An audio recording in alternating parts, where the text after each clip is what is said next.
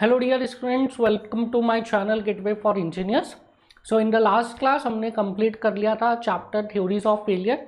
Theories of failure chapter हमने पूरा complete कर लिया था। उससे रिलेटेड जो भी हमें कॉन्सेप्ट डिस्कस करने थे सब कर लिए थे। उसके बाद न्यूमेरिकल प्रैक्टिस भी कर लिया था। So from the today's class we are going to start a new chapter and the next chapter that we are going to start from today is columns. Now columns क्या होता है? Columns are basically वो members होते हैं structure के that are design to carry axially compressive load. Axial compressive load carry करने के लिए इन मेंबर्स को डिजाइन किया जाता है and basically these members are vertical. So columns क्या है? Columns are axial vertical members which are design to carry what? Compressive load. वो एक्सियल मेंबर्स, वर्टिकल मेंबर जो कॉम्प्रेसिव लोड कैरी कर रहे हैं स्ट्रक्चर में, उन मेंबर्स को नाम दिया गया है क्या? कॉलम। सो कॉलम क्या है? Column are nothing but the member of a structure. It is a member of a structure. Basically क्या होता है? These are vertical members and which are design to carry axial compression. ठीक है, axially compressive loaded members होते हैं ये। So please write, column is a axially loaded vertical member which are used to carry compressive load. So columns are axially loaded vertical members which are used to carry what? Which are used to carry compressive load. Now there are some types of column. Columns के कुछ types होते हैं. These are long column, short column and intermediate column. Now ये जो types होते हैं columns के, these are not on the basis of there length only. सिर्फ और सिर्फ लेंथ पर ये क्लासिफिकेशन डिपेंड नहीं करता है। बेसिकली ये क्लासिफिकेशन डिपेंड करता है कि कॉलम किस तरीके से फेल कर रहा है। अगर कॉलम प्योरली क्रशिंग में फेल करता है तो उस कॉलम को हम बोलते हैं शॉर्ट कॉलम। एंड अगर कॉलम प्योरली बेंडिंग या बकलिंग में फेल करता है तो उस कॉलम को हम बोलते हैं लॉन्ग कॉलम। एंड अगर column combined effect of buckling and crushing से फेल करता है तो उसे हम बोलते हैं intermediate column.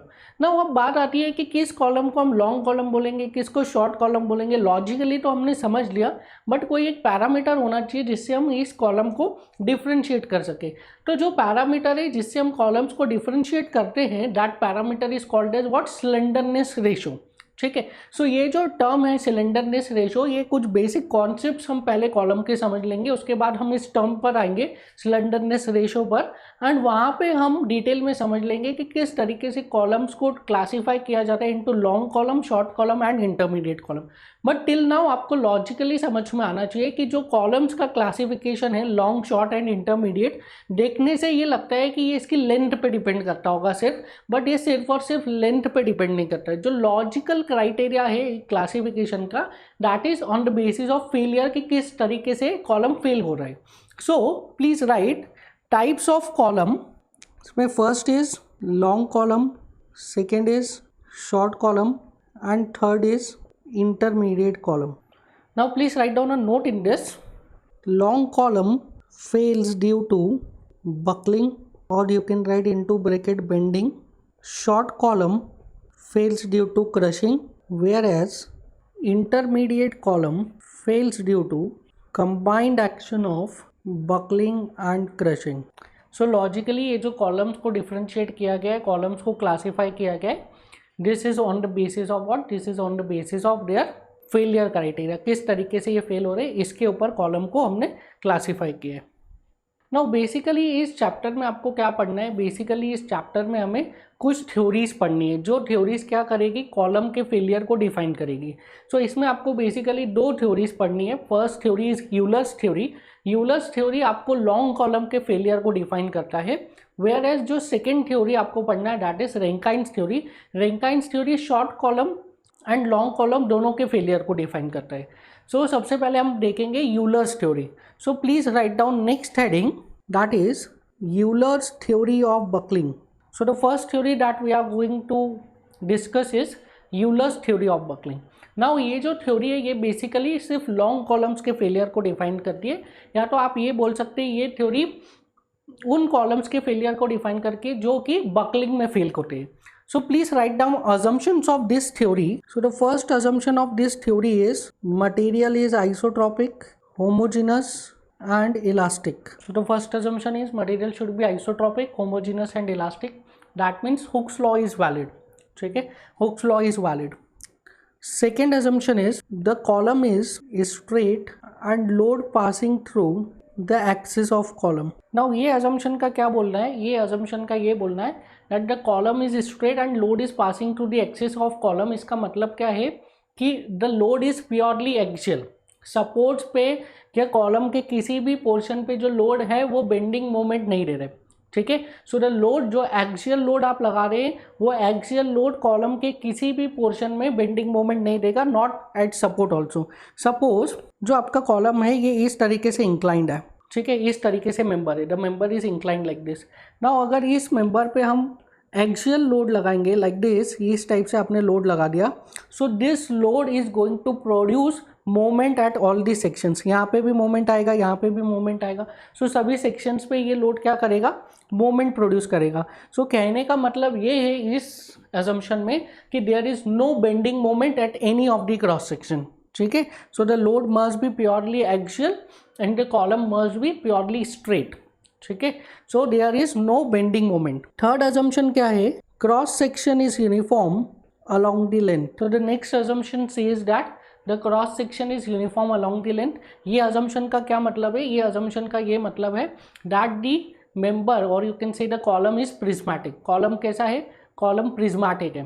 So this assumption is saying that the column is prismatic. column कैसा है, prismatic है। next assumption देखिए, next assumption says Young's modulus is same in tension as well as compression. Young's modulus is same in tension as well as in compression। ये assumption क्या बोल रहा है, ये assumption बोल रहा है that जो स्ट्रेस स्ट्रेन कर्व का इनिशियल पोर्शन है, जो इनिशियल पोर्शन है स्ट्रेस स्ट्रेन कर्व का फॉर द मटेरियल, वो कॉम्प्रेशन और टेंशन दोनों में सेम है, ठीक है। The initial portion of stress strain curve is same in compression as well as in tension. इसकी वजह से क्या मिल रहा है आपको, इसकी वजह से यंग्स मॉड्यूलस सेम मिल रहा है टेंशन में भी, कॉम्प्रेशन में भी। नेक्स्ट assumption क्या बोल रहा है, नेक्स्ट assumption बोल रहा है the column is slender, not cylinder, it's slender. Slender का मतलब क्या होता है, स्लेंडर का मतलब होता है the column is long and uniform. Column का क्रॉस सेक्शन यूनिफॉर्म है and the column is long. अब यहाँ पे लॉन्ग कॉलम का क्या मतलब है, यहाँ पे मोटा मोटा लॉन्ग कॉलम का आप ये मतलब समझ सकते हैं कि जो कॉलम का लेंथ है that is very large as compare to its depth और वेट। डेप्थ या वेट के कंपेरिजन में जो कॉलम का लेंथ है वो बहुत ही ज़्यादा है। सो स्लेंडर का मतलब क्या है, लॉन्ग एंड यूनिफॉर्म। लॉन्ग का मतलब क्या हुआ, that the length versus width or you can say depth ratio is high. So the column is slender। इसका मतलब क्या है, that the column is long and uniform। long मतलब उसका length versus width ratio और you can say length versus depth ratio it is very high, it is very high। now जो last assumption है वो क्या बोल रहा है, last assumption the effect of axial load is neglected as compared to bending। now ये जो assumption number 6 है, ये क्या बोल रहा है, ये बोल रहा है the effect of axial load is neglected as compare to bending. That means ये जो अभी हम थ्योरी पढ़ने वाले हैं, इस थ्योरी में एक्सियल लोड का इफेक्ट कंसिडर नहीं करेंगे while calculating the failure load और वाइल एनालिसिसिंग द मेंबर। जब मेंबर को हम एनालिसिस करेंगे, एनालाइज करेंगे, उसमें हम एक्सियल लोड के इफेक्ट को कंसिडर नहीं करेंगे। किसको कंसिडर करेंगे, सिर्फ और सिर्फ बेंडिंग को कंसिडर करेंगे। सो इन दिस जो हम एनालाइज करेंगे कॉलम को, वो कॉलम को किसके लिए एनालाइज करेंगे, बेंडिंग के लिए, not for axial loading. So these are the 6 assumption। इन assumptions के अंडर हम क्या करेंगे, यूलर्स थ्योरी को स्टडी करेंगे। Now before talking about Euler's theory और before understanding the Euler's theory, आपको एक बेसिक कॉन्सेप्ट है वो समझ में आना चाहिए, that is concept of equilibrium. देखिए इक्विलिब्रियम के बारे में अभी हमने कुछ डिस्कशंस कर रखे हैं, इक्विलिब्रियम के बारे में हमने कुछ डिस्कशंस कर रखे हैं, और वो डिस्कशंस क्या बोलते हैं, that a body is said to be in static equilibrium if summation of all the forces is 0 and summation of all the moments on the member is 0। ठीक है, हमने क्या डिस्कशन कर रखा है इक्विलिब्रियम के बारे में, इफ मेंबर पे जो नेट फोर्स है, if the net force is 0 then the body is said to be in static equilibrium and if the net moment is 0 then the body is said to be in static equilibrium। static equilibrium के लिए all the forces must be 0 and all the moments must be 0। Now ये तो होता है equilibrium. Now this equilibrium is a range phenomena. इसके भी 3 types होते हैं। The first is stable equilibrium, the second is neutral equilibrium and the third is unstable equilibrium. Now basically ये जो टॉपिक है, this topic is derive from fluid mechanics. Fluid mechanics में इस topic को हम डिटेल में डिस्कस करेंगे। ये जो टॉपिक है इसमें हम जो सबमर्ज बॉडी है, सबमर्ज बॉडी की स्टेबिलिटी के बारे में डिस्कशन करते हैं ना। सबमर्ज बॉडीज की जो स्टेबिलिटी है वो 3 तरीके से डिफाइन की जाती है। 1 is stable, second is neutral and third is unstable. So submerge body के केस में हम ये कॉन्सेप्ट को पढ़ते हैं, तो वहाँ पे हम डिटेल में पढ़ेंगे। यहाँ पे इस कॉन्सेप्ट का थोड़ा सा बेसिक देख लेते हैं। नाउ स्टेबल इक्विलिब्रियम को थोड़ा सा हम एनालाइज करते हैं, थोड़ा सा एक्सप्लेन करने की कोशिश करते हैं कि स्टेबल इक्विलिब्रियम होता क्या है। Now if there is a surface like this, suppose this is a surface and इस सरफेस पे अगर एक बॉडी को प्लेस किया हुआ है like this, so this is a surface and इस सरफेस पे बॉडी को प्लेस किया हुआ है लाइक दिस। सो ये जो बॉडी है this is in equilibrium and this body is in A state of stable equilibrium. ये स्टेबल इक्विलिब्रियम के केस में, क्यों ये बॉडी स्टेबल इक्विलिब्रियम के केस में, बिकॉज अगर इस बॉडी में हमने कोई एक डिस्टर्बेंस दिया तो this body will get displace from its initial position. ये अपनी इनिशियल पोजीशन से डिस्प्लेस हो जाएगा, but within a short span of time ये क्या होगा, वापस से अपना इनिशियल पोजीशन पर आ जाएगा। सो स्टेबल इक्विलिब्रियम क्या होता है? स्टेबल इक्विलिब्रियम वो इक्विलिब्रियम का कंडीशन होता है जिसमें अगर बॉडी को आप डिस्टर्ब करेंगे तो बॉडी अपनी ओरिजिनल पोजीशन से डिस्प्लेस हो जाएगा, but within a short span of time वो अपनी ओरिजिनल पोजीशन पर वापस आ जाएगा। So this is a condition of what? This is a condition of stable equilibrium. Now next is a condition of neutral equilibrium. Now if there is a surface like this and over this surface अगर कोई body को place किया हुआ है like this and अगर इस body को हम कोई डिस्टर्बेंस दे रहे, इस बॉडी को अगर हम डिस्टर्ब कर रहे, सो ड्यू टू डिस्टर्बेंस ये बॉडी क्या होगा, अपनी ओरिजिनल पोजीशन से शिफ्ट होगा। नाउ न्यूट्रल इक्विलिब्रियम उस कंडीशन को बोलते हैं कि अगर आपने बॉडी को डिस्टर्ब किया, बॉडी अपनी इनिशियल पोजीशन से डिस्टर्ब होकर नई पोजीशन पे गया एंड नई पोजीशन पे अब ये इक्विलिब्रियम में आ गया है, ठीक है। सो बॉडी को हमने इनिशियल पोजीशन से डिस्टर्ब किया, इनिशियल पोजीशन से डिस्टर्ब करके बॉडी को हमने नई पोजीशन पे लेके आए एंड अब ये अगर नई पोजीशन पे इक्विलिब्रियम में आ गया तो this condition is called as what? Neutral equilibrium. यहाँ पे क्या था, बॉडी को हमने अपनी इनिशियल पोजीशन से डिस्टर्ब किया था, with in a short span of time body क्या हुआ था, अपनी ओरिजिनल पोजीशन पे आ गया था। So this was what? Stable equilibrium. Whereas यहाँ पे हमने बॉडी को इनिशियल पोजीशन से डिस्टर्ब किया, डिस्टर्ब होने के बाद बॉडी अपनी ओरिजिनल पोजीशन पे नहीं आया, बट ये जो नई पोजीशन है, इस नई पोजीशन पे बॉडी क्या हो गया, इक्विलिब्रियम में आ गया। Now the third condition is unstable condition. इसको थोड़ा सा एलाबरेट करने की कोशिश करते। Now if there is a surface like this and इस सरफेस पे हमने एक बॉडी को प्लेस किया है लाइक दिस। नाउ ये जो बॉडी अभी स्टेट में है, this is in equilibrium condition, body equilibrium condition में है, पर जैसे ही बॉडी को आपने डिस्टर्ब किया, ये बॉडी क्या हो गया, अपनी पोजीशन से डिस्टर्ब हो जाएगा और कभी भी वापस अपनी पोजीशन पर नहीं आएगा और किसी भी और पोजीशन पर ये इक्विलिब्रियम में नहीं हो पाएगा। समझ में आया? यहाँ पे क्या था, सबसे पहले वाले कंडीशन में बॉडी को डिस्टर्ब किया, बॉडी अपनी पोजीशन से डिस्टर्ब हुआ और with in a short span of time वो वापस अपनी पोजीशन पे आके स्टेबल कंडीशन में, इक्विलिब्रियम में आ गया। न्यूट्रल कंडीशन क्या था, बॉडी को अपनी पोजीशन से डिस्प्लेस किया, बॉडी अपनी पोजीशन पे तो वापस नहीं आया, बट नई पोजीशन पे जाके इक्विलिब्रियम में इस्टेब्लिश कर लिया। एंड हियर यहाँ पे क्या किया, बॉडी को जैसे ही हमने अपनी पोजीशन से डिस्टर्ब किया वैसे ही बॉडी डिस्टर्ब हो गया और वो अपनी पोजीशन पे वापस नहीं आया, वेयर एज किसी भी नई पोजीशन पे वो इक्विलिब्रियम इस्टेब्लिश नहीं कर पाया। This is what? This is unstable equilibrium. समझ में आया क्या होता है ये neutral equilibrium, stable equilibrium and unstable equilibrium. Now ये जो तीनों इक्विलिब्रियम है, this is a range phenomena. ये जो आपने देखा stable, neutral and unstable, this is a range phenomena. देखिए मैं सरफेस को मॉडिफाई करता जा रहा हूँ, like this, like this, like this, like this and like this। सो मैं क्या कर रहा हूँ, यहाँ पे मैं सरफेस को मॉडिफाई करता जा रहा हूँ और देखिए क्या होता जा रहा है, यहाँ पे स्टेबिलिटी चेंज होती जा रही है। Here stability is more, here less, less, यहाँ पे आके लिमिटिंग कंडीशन आ गई है। This is what? This is neutral equilibrium और न्यूट्रल इक्विलिब्रियम के बाद here the stability becomes unstable और द स्ट्रक्चर बिकम अनस्टेबल। तो ये जो स्टेबिलिटी है, this stability is a what, is a range phenomena. यहाँ पे स्टेबिलिटी ज़्यादा है, यहाँ पे कम कम कम होती जा रही है, और जिस एक लिमिटिंग कंडीशन पे स्टेबल कंडीशन, एक स्टेबल इक्विलिब्रियम में मिनिमम स्टेबिलिटी होती है, that is nothing but neutral equilibrium. उसकी जस्ट बाद क्या आ जाता है, अनस्टेबल इक्विलिब्रियम आता है। So neutral equilibrium is a limiting condition between stable and unstable condition. Stable और अनस्टेबल कंडीशन के बीच में ये क्या होता है, neutral equilibrium, this is a limiting condition. Now ये सब क्यों बोल रहे हैं, बिकॉज ये पूरे कॉन्सेप्ट का यूज करेंगे हम यूलर्स थ्योरी में। यूलर्स थ्योरी में ये जितना भी कॉन्सेप्ट हम पढ़ रहे हैं, इन सभी कॉन्सेप्ट का यूज करने वाले हैं।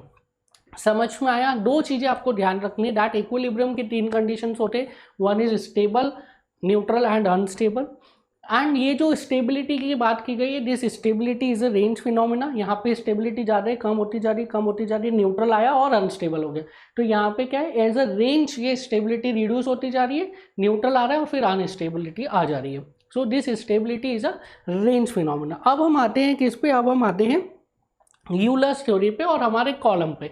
ठीक है, कॉलम क्या है, कॉलम जैसे मैंने आपको एक्सप्लेन किया that column is a compression member. ठीक है, कॉलम इज अ मेंबर और you can say it is an axially loaded member which is design to carry what, which is design to carry compressive load. Now अगर मैं अभी एक column की बात करूँ, suppose this is a column, this is simply supported at both the ends and इस column के ऊपर एक प्योरली एक्सियल लोड लगा है। This column is perfectly vertical और इस कॉलम के ऊपर एक प्योरली एक्सियल लोड लगाया P।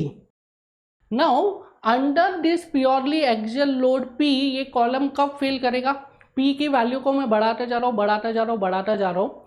ठीक है, P की वैल्यू को क्या करते जा रहे हैं, हम बढ़ाते जा रहे हैं, बढ़ाते जा रहे हैं। तो P की किस वैल्यू पे ये फेल करेगा, सपोज इस कॉलम का जो मटेरियल है उसका क्रशिंग स्ट्रेंथ है सिग्मा सी। मतलब सिग्मा सी जब कॉम्प्रेसिव स्ट्रेस आ जाता है इस मटेरियल में तो ये क्या हो जाता है, क्रश हो जाता है मटेरियल। सो इस कॉलम का जो क्रशिंग स्ट्रेंथ है दैट इज सिग्मा सी। मतलब इस मटेरियल पे जब सिग्मा सी स्ट्रेस आ जाते हैं तब ये मटेरियल क्रशिंग में फेल हो जाता है। तो इस P की वैल्यू को मैं बढ़ाता जा रहा हूँ, बढ़ाता जा रहा हूँ। कहाँ तक बढ़ा सकता हूँ इस P की वैल्यू को, तो P max that I can apply over this form column is sigma C into area. ठीक है, that is this crushing strength और you can say maximum stress which can be registered by this material in crushing into area. इतना P max में लगा सकता हूँ।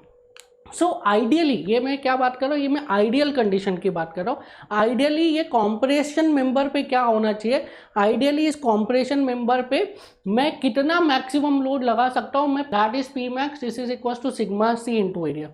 Now आप ये बताइए, ये जो लोडिंग है दिस P मैक्स जो आप इस पे लगा पा रहे हैं, क्या ये लेंथ ऑफ कॉलम पे डिपेंड कर रहा है, नहीं। अगर मैं इस कॉलम की लेंथ बढ़ाते जाऊं, बढ़ाते जाऊं, बढ़ाते जाऊं, 10 मीटर कर दिया, 20 मीटर, 30 मीटर, एरिया को चेंज ही नहीं किया, तो भी क्या मैं यही P मैक्स लोड लगा सकता हूं, दिस इज रॉन्ग। समझ में आया, ये नहीं पॉसिबल है। इन द आइडियल कंडीशन ये चीज़ पॉसिबल है, इन द आइडियल कंडीशन ये चीज़ पॉसिबल है दैट P जो लोड लग रहा है that P max is equals to sigma C into area. This is possible in ideal condition. पर ये कब तक पॉसिबल है, ये जब तक पॉसिबल है जब तक इस स्ट्रक्चर में कोई डिस्टर्बेंस नहीं हो। जैसे ही इस स्ट्रक्चर में कोई माइनर डिस्टर्बेंस आ गया एंड ये डिस्टर्ब होके कुछ ऐसा डिफ्लेक्ट हो गया, क्योंकि यहाँ से डिस्टर्बेंस आ सकते हैं, कॉलम है भाई, विंड लोड चल सकता है, कुछ और डिस्टर्बेंस आ सकते हैं, कोई ड्रिल कर सकता है उस कॉलम में। तो जैसे ही इस कॉलम के लैटरल डायरेक्शन में कोई भी डिस्टर्बेंस आया, वैसे ही क्या होगा, this will get a form like this. And यहाँ पे हमें उस कॉलम की स्टेबिलिटी के बारे में बात करना पड़ेगी कि क्या ये कॉलम इस डिस्टर्बेंस के लिए स्टेबल है या नहीं। अभी हमने देखे ना तीन condition of stability, that is one is stable equilibrium, second is neutral equilibrium, third is unstable equilibrium. अगर उस कंडीशन में ये कॉलम स्टेबल हुआ तो ये जो डिस्टर्बेंस है, ये डिस्टर्बेंस हटने के बाद कॉलम अपनी ओरिजिनल पोजीशन पे आ जाएगा। अगर ये कॉलम अनस्टेबल कंडीशन में रहा तो ये डिस्टर्बेंस हटने के बाद क्या होगा, कॉलम अनस्टेबल हो जाएगा। अगर ये कॉलम न्यूट्रल इक्विलिब्रियम में रहा तो ये डिस्टर्बेंस हटने के बाद ये जो नया पोर्शन है, ये नए पोर्शन पे क्या हो जाएगा, कॉलम इक्विलिब्रियम में आ जाएगा। समझ में आ रहा है आपको? ये column under the axial load ideal condition में this is not going to fail before P max which is equal to sigma C into A. Under the ideal condition, under the ideal compressive load, ये column P max से पहले, P max load लगाने से पहले fail नहीं होगा। And P max की value क्या है? Sigma C into A. But अगर कहीं से लेटरल डायरेक्शन में डिस्टर्बेंस आ गया तो उस डिस्टर्बेंस की वजह से this column can be in unstable equilibrium. वो डिपेंड करेगा different parameters of the column पे which we are going to analyse in this theory, that is in Euler's theory. समझ में आया आपको? अगर कहीं से लेटरल डिस्टर्बेंस आ गया इस कॉलम पे तो ये जो इक्विलिब्रियम में है, अभी हमने मान लिया ये इक्विलिब्रियम में है, बट ये कौन से इक्विलिब्रियम में है? क्या ये स्टेबल इक्विलिब्रियम में, क्या ये न्यूट्रल इक्विलिब्रियम में, और क्या ये अनस्टेबल इक्विलिब्रियम में? तो ये किसी भी इक्विलिब्रियम में हो सकता है। अगर ये स्टेबल इक्विलिब्रियम में रहा तो जैसे ही आप ये लोड, लैटरल लोड हटाओगे, वैसे ही क्या होगा? कॉलम अपनी ओरिजिनल पोजीशन पे आ जाएगा। अगर ये न्यूट्रल इक्विलिब्रियम में रहा तो जैसे ही आप ये लेटरल लोड हटाओगे, जो कॉलम का डिस्टर्ब पोजीशन है वो नया इक्विलिब्रियम पोजीशन हो जाएगा। अगर ये अनस्टेबल इक्विलिब्रियम में रहा तो जैसे ही आप ये लैटरल लोड हटाओगे, वैसे ही कॉलम क्या हो जाएगा? अनस्टेबल हो जाएगा, फेल कर जाएगा। समझ में आया? तो हम क्या एनालाइज करेंगे? हम इस कॉलम को, ये तो पता है कि this column is simply supported, यहाँ से सपोर्ट से रिएक्शन मिल रहा है, इसकी वजह से क्या हो रहा है? ये कॉलम इक्विलिब्रियम में है। बट हम इस इक्विलिब्रियम को भी एनालाइज करेंगे कि ये जो इक्विलिब्रियम है वो न्यूट्रल है या स्टेबल है या अनस्टेबल है। और हमें पता है कि जो स्टेबल इक्विलिब्रियम का लिमिटिंग कंडीशन है that is neutral equilibrium. Neutral से जैसे ही पार होगा वैसे ही वो अनस्टेबल में चला जाएगा। तो कॉलम के केस में हम क्या करेंगे? न्यूट्रल इक्विलिब्रियम की कंडीशन को फाइंड करने की कोशिश करेंगे। That would be our critical condition और you can say limiting condition. Euler ने क्या किया? यूलर ने कुछ नहीं किया। यूलर ने इस कॉलम की न्यूट्रल कंडीशन को, न्यूट्रल इक्विलिब्रियम को मैथमेटिकली कैलकुलेट किया। ठीक है, न्यूट्रल इक्विलिब्रियम को मैथमेटिकली कैलकुलेट किया और बताया कि ये जो है कॉलम इस लोड के लिए ये न्यूट्रल इक्विलिब्रियम में रहेगा। इससे ऊपर अगर आपने लोड लगा दिया तो ये कॉलम क्या हो जाएगा? अनस्टेबल इक्विलिब्रियम में चला जाएगा। सो न्यूट्रल इक्विलिब्रियम से ज़्यादा लोड लगा दिया तो अनस्टेबल में चला गया। जैसे ही, जब तक अनस्टेबल इक्विलिब्रियम में भी कॉलम जो है वो कॉम्प्रेसिव लोड की वजह से फेल नहीं होगा। वो किसकी वजह से फेल होगा? Due to this disturbing loads. ये जो डिस्टर्बेंस है इसकी वजह से मटेरियल और आपका मेंबर फेल हो जाएगा। तो यूलर ने क्या किया? यूलर ने इस कॉलम की न्यूट्रल इक्विलिब्रियम को एनालाइज किया, न्यूट्रल इक्विलिब्रियम की कंडीशन को मैथमेटिकली पुट किया है। समझ में आया? अब देखिए किस तरीके से इस कॉलम की न्यूट्रल इक्विलिब्रियम की कंडीशन को हम फाइंड करेंगे। पहले प्रैक्टिकली देखते, फिर हम थ्योरेटिकली देख लेंगे। आपको ये तो समझ में आ गया that P max is equal to sigma C into A. इतना तो लोड ये column, this is the maximum load जो ये कॉलम बियर कर सकता है अगर हम ये डिस्टर्बेंस वाले क्राइटेरिया को नहीं देखें तो।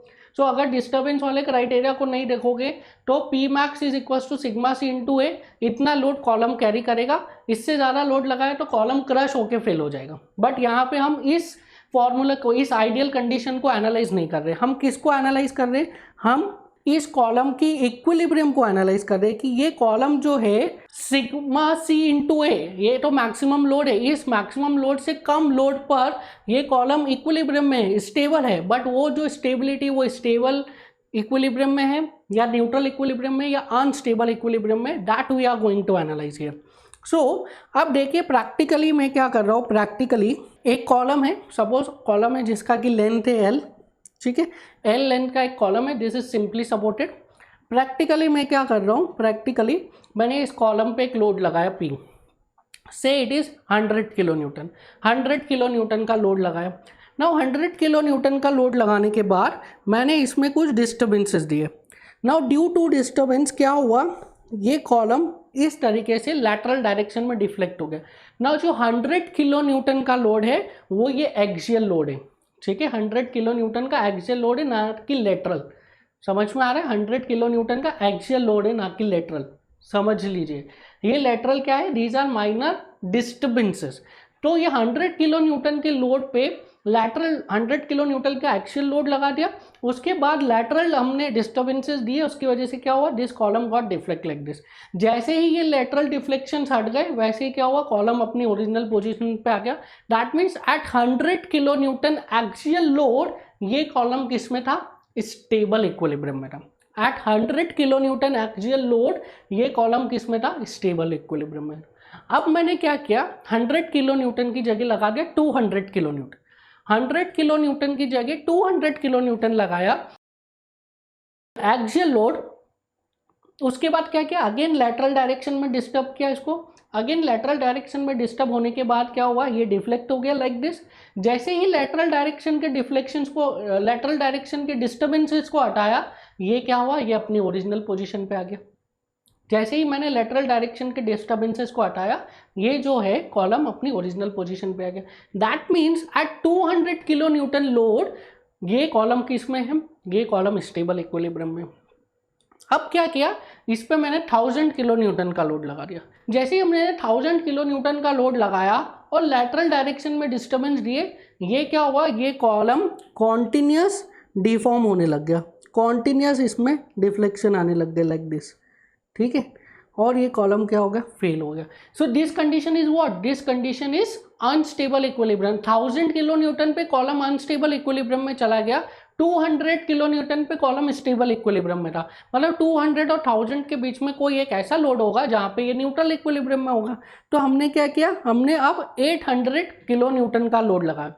जब 800 किलो न्यूटन का लोड लगाया तो हमने ये देखा कि इसको डिस्टर्बेंस दिया हमने, ये डिफ्लेक्ट हुआ। जैसे ही ये हमने डिस्टर्बेंस हटा है तो क्या हुआ, कॉलम जो डिफ्लेक्टेड पोजीशन में था उसी पोजीशन पे अब इक्विलिब्रियम में आ गया, ठीक है। जैसे ही ये डिस्टर्बेंसेस हटा है तो कॉलम क्या हुआ, इस डिफ्लेक्टेड पोजीशन में ही अपना इक्विलिब्रियम मेंटेन कर लिया।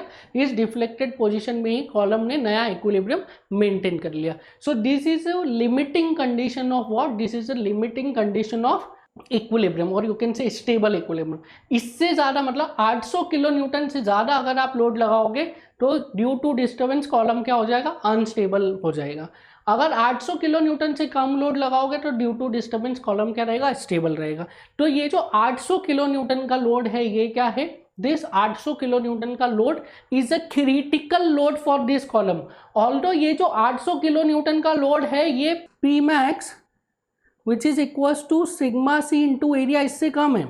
ये जो 800 किलो न्यूटन का लोड है definitely P max which is equals to sigma C into A इससे कम है, बट इस 800 किलो न्यूटन के लोड पे ये क्या हो रहा है, स्टेबल इक्विलिब्रियम की लिमिटिंग कंडीशन पे आ रहा है, दैट इज न्यूट्रल इक्विलिब्रियम में आ रहा है।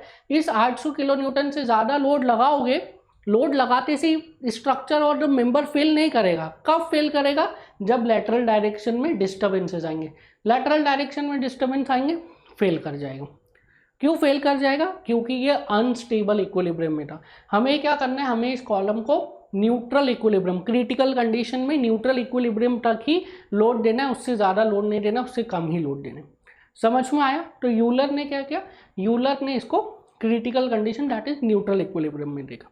तो ये तो हमने क्या बता दिया आपको, एक्सपेरिमेंटल तरीका बता दिया इस पी लोड को कैलकुलेट करने का, that is maximum load of P जो आप इस पे लगा सकते हैं। क्या आप maximum load sigma C into A लगा सकते हैं, नहीं, maximum load sigma C into A नहीं लगा सकते। इस लोड पर जैसे ये लोड लगाओगे फेल नहीं होगा। फेल कब होगा, जब लैटरल डायरेक्शन में डिस्टर्ब आएंगे तब फेल हो जाएगा। सो यूलर्स थ्योरी में क्या किया गया है, यूलर्स थ्योरी में इस न्यूट्रल इक्विलिब्रियम की कंडीशन को मैथमेटिकली इवैल्यूएट किया गया है और आपको क्रिटिकल लोड का वैल्यू दिया गया है। सो यूलर ने क्या बोला, there was a column of length L and this column was supported by simply support. एक कॉलम था जिसकी लेंथ कितनी थी, एल। इस एल लेंथ का column is simply supported at the ends पे सिंपली सपोर्टेड था। नाउ इस कॉलम को मैंने लोड किया, किस लोड पर तक लोड किया, इस कॉलम को मैंने तब तक लोड किया जब तक कि इसका न्यूट्रल इक्विलिब्रियम नहीं आ जाता, जब तक कि इसका न्यूट्रल इक्विलिब्रियम नहीं आ जाता, ठीक है। इस कॉलम को मैंने लोड किया, कब तक लोड किया, जब तक कि इसका न्यूट्रल इक्विलिब्रियम नहीं आ जाता। नाउ न्यूट्रल इक्विलिब्रियम पे जैसे ही इसमें डिस्टर्बेंस आए तो इस कॉलम में क्या हो गया, इस कॉलम ने इस पोजीशन को अपना नया इक्विलिब्रियम पोजीशन बना लिया। समझ में आया?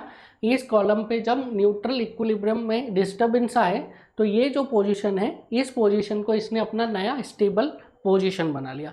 नाउ इस पोजीशन पे अगर मैं एक सेक्शन लूँ which is eight a distance of small x from the support, ये जो पोजीशन है इस डिफ्लेक्टेड पोजीशन में मैंने एक सेक्शन लिया, this section is at a small x from the support. इस स्मॉल एक्स डिस्टेंस पे जो सेक्शन लिया है उस सेक्शन पे कितना डिफ्लेक्शन हुआ है, this deflection is small Y.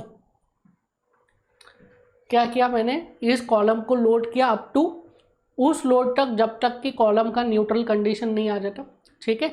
फिर इसको हमने थोड़ा सा डिस्टर्ब कर दिया, इसको जैसे ही डिस्टर्ब किया कॉलम डिफ्लेक्ट हुआ और ये जो डिफ्लेक्टेड पोजीशन है ये पोजीशन पे इसने नया इक्विलिब्रियम डेवलप कर लिया। नाउ इस नए इक्विलिब्रियम वाले पोजीशन में हम एनालिसिस कर रहे हैं कि हमने एक सेक्शन लिया है, कोई भी बोल दो इसको 1-1 सेक्शन बोल दो, दिस इज 1-1 सेक्शन। ये 1-1 सेक्शन का लोकेशन क्या है, it is at a distance of small x from the support और इस डिस्टेंस पे जो डिफ्लेक्शन आया है in the member that is small y, ठीक है। नाउ अब डिफ्लेक्शन ऑफ बीम्स हमने एक चैप्टर पढ़ा था, इन the chapter deflection of beams हमने एक थ्योरी देखी थी, हमने एक मेथड देखी थी that is double integration method. So according to double integration method can I write EI into d2y by dx square, this is equals to equation of moment at section x. EI into d2y by dx square, this is nothing but moment at section x। पढ़ा है हमने ये double integration method, कहाँ पर applicable थी, वहाँ पे applicable थी जहाँ पे आप mx का एक ही इक्वेशन लिख सकते हैं फॉर द कंप्लीट स्पन। सो यहाँ पे हम mx का एक ही इक्वेशन लिख सकते हैं फॉर द कंप्लीट स्पन। इस पोजीशन पे दैट इज 1-1 सेक्शन पे अगर आप मोमेंट का इक्वेशन लिखोगे एट दिस 1-1 सेक्शन, इस 1-1 सेक्शन पे आप मोमेंट का इक्वेशन लिखोगे तो जो पोजीशन है आपका कॉलम का वो क्या है, ये है। तो इस पॉइंट पर कितना मोमेंट आएगा, that is PCR into y, PCR into y इतना मोमेंट आएगा, PCR इंटू वाई इतना मोमेंट आएगा। So the moment at this point that is A कितना आ रहा है, it is nothing but PCR into y. इस पॉइंट को मैं x बोल देता हूँ, ठीक है, that is PCR into y. So can I write EI into d2y by dx square, this is equals to, अब ये जो PCR इंटू वाई है ये क्या सैगिंग है या हॉगिंग है, तो you will say this is hogging, hog कर रहा है ना, इस तरीके से आ रहा है ना moment, so this is hogging moment.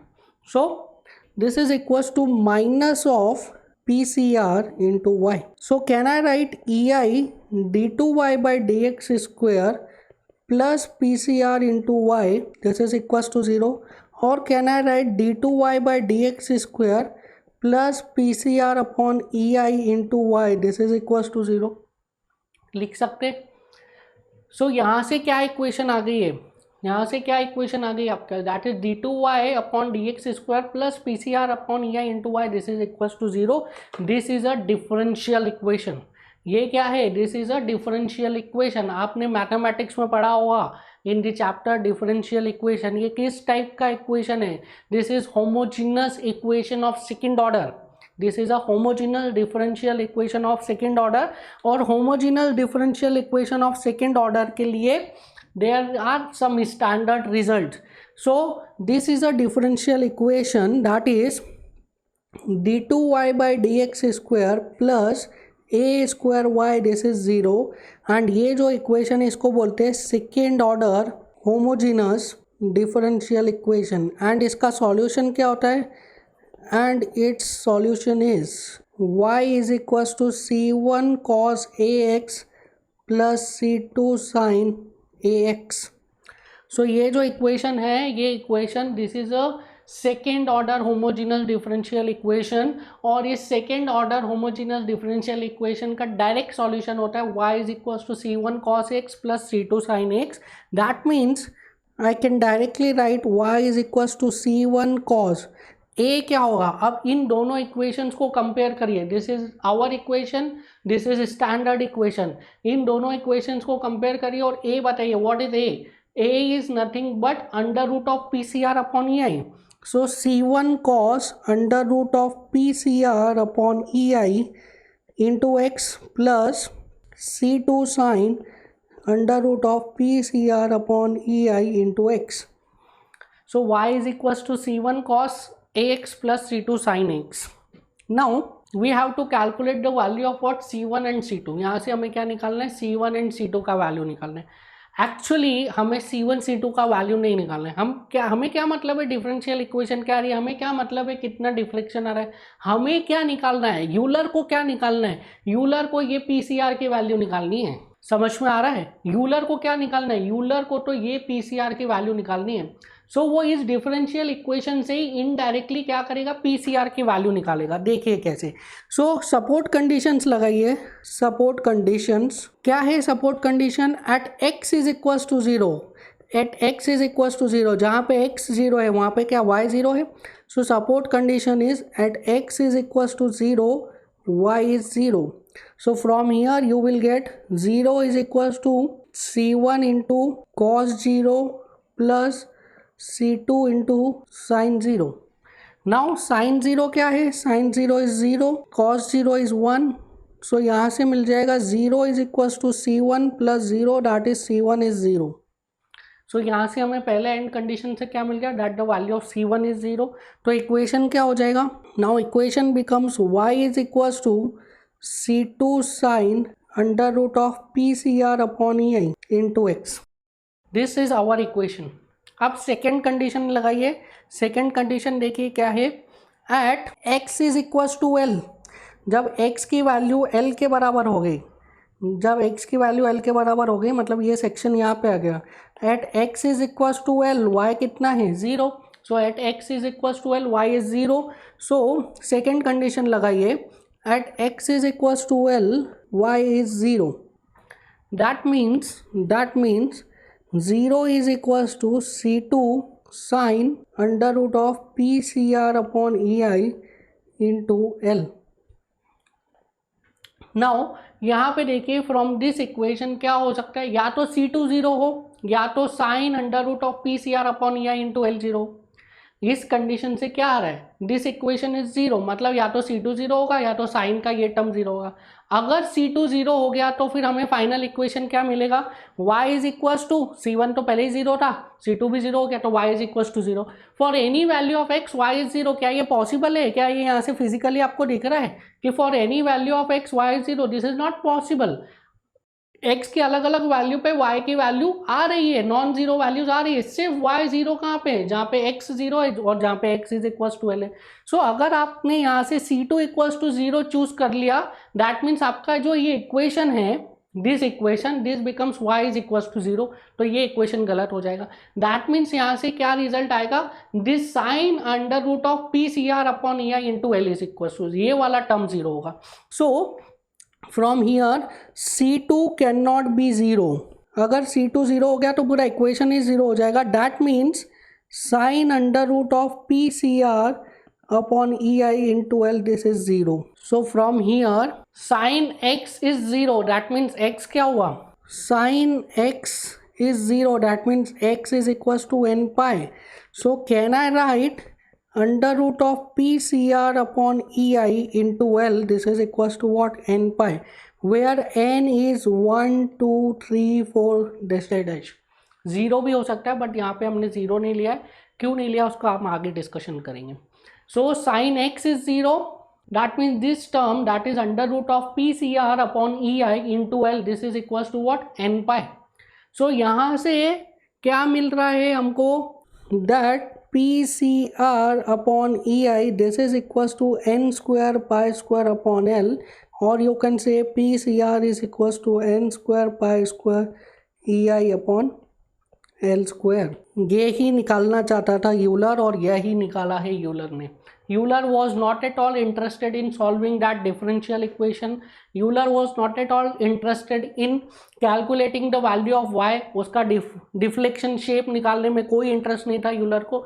Euler को इंटरेस्ट था PCR की वैल्यू निकालने में, और इस डिफरेंशियल इक्वेशन की हेल्प से उसने क्या किया है, PCR की वैल्यू निकाली है. ये differential equation is not at all important for you, but ये जो रिजल्ट है ये बहुत इंपॉर्टेंट है आपके लिए. और इस रिजल्ट में ये जो टर्म्स है ये बहुत इंपॉर्टेंट है आपके लिए, और ये टर्म्स को आप तभी समझ पाओगे जब आप यूलर्स के इंटेंशंस को समझ पाओगे कि यूलर ने जो डिफरेंशियल इक्वेशन बनाया था वो किसके लिए बनाया था, पीसीआर की वैल्यू निकालने के लिए बनाया था। नाउ ये पीसीआर की वैल्यू क्या है, this PCR is that load, जिस लोड पे क्या हो रहा था, जिस लोड पे स्ट्रक्चर और कॉलम किस में आ जा रहा था, न्यूट्रल इक्विलिब्रियम में आ जा रहा था। अगर इस लोड से ज़्यादा लोड लगाओगे तो कॉलम किस में आ जाएगा, अनस्टेबल इक्विलिब्रियम में आ जाएगा। दैट मीन्स इस लोड से ज़्यादा लोड हम कॉलम पे नहीं लगा सकते। इस लोड से ज़्यादा लोड अगर कॉलम पे लगाया तो क्या हो जाएगा, कॉलम अनस्टेबल इक्विलिब्रियम में आ जाएगा और due to small disturbance column fail हो जाएगा। So this is the critical load according to column. अब हम क्या करेंगे, इस क्रिटिकल लोड का जो फॉर्मूला है, इस फॉर्मूले में डिफरेंट टर्म्स को समझेंगे। ठीक है, इस फॉर्मूले के डिफरेंट टर्म्स को हम समझेंगे।